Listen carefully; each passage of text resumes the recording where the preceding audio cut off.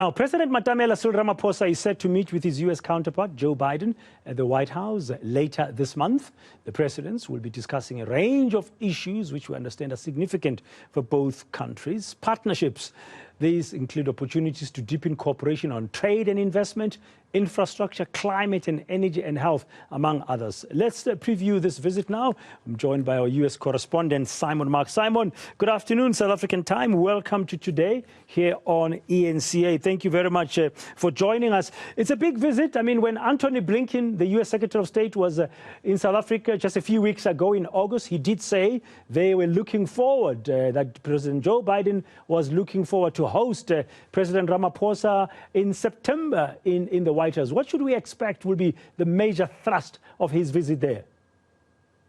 Yeah, I mean, both sides, Dan, have been working very hard to bring this visit about, and not just to bring this visit about, but also really to make it apparent that after quite a bit of neglect in the U.S. relationship with South Africa, particularly, of course, during the Donald Trump years, but then also during at least the first year of Joe Biden's presidency.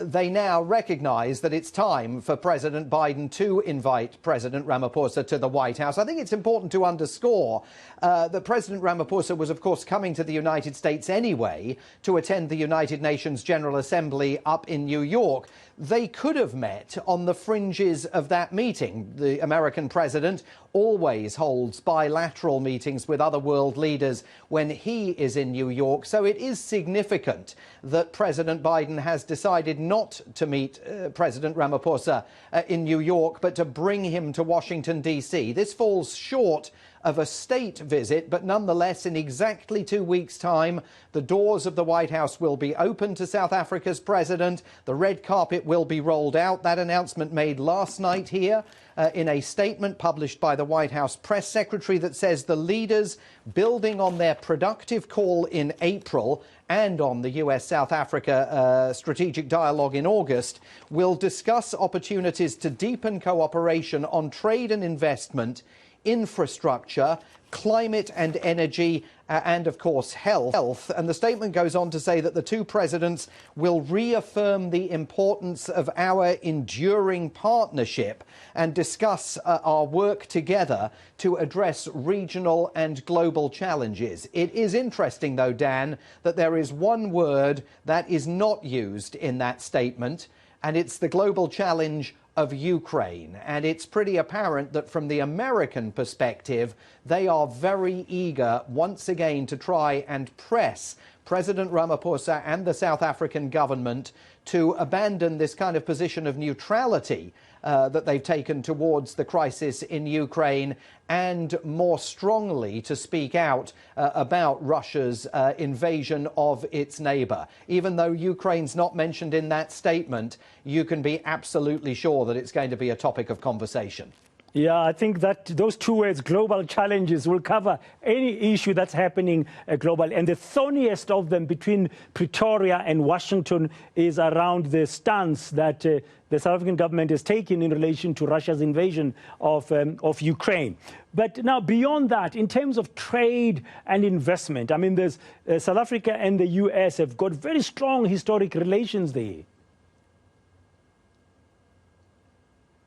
Yeah, absolutely. And there is clearly far more that can be done. I think that neither side would argue that there were particularly strenuous efforts made to advance that agenda, certainly during the Trump presidency. I mean, former President Donald Trump was not focused on the US-South Africa relationship. Indeed, he wasn't focused on America's relationship with the continent more broadly. The Biden administration takes a different view. There may be another opportunity for President Ramaphosa potentially to be back in Joe Biden's orbit in December, when the White House is planning to hold a summit of African leaders, assuming that goes ahead in person and isn't virtual. That's going to be another big event here, at which it will be possible further to focus on the bilateral trade relationship. I think it's important also to underscore that more broadly, there is a sense that it's a new day in the relationship between Washington, D.C.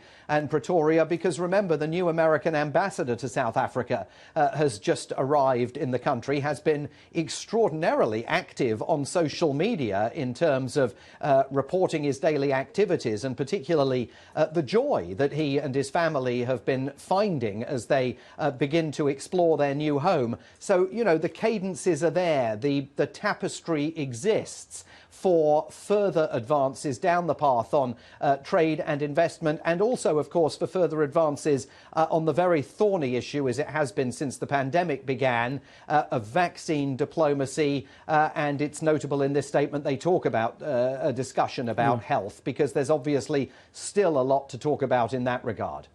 Yeah, and finally, Simon, very briefly, some commentators here in South Africa, looking ahead at Ramaphosa's visit to Washington later this month, are saying that he's likely to raise with Biden the Countering Malign Russian Activities in Africa Act, a bill which was passed in the U.S. House of Representatives by a huge majority, but still not yet been passed by the Senate, but so that it might become law. So there are issues there, because South Africa wants to know, why is Africa being singled out in this kind of way?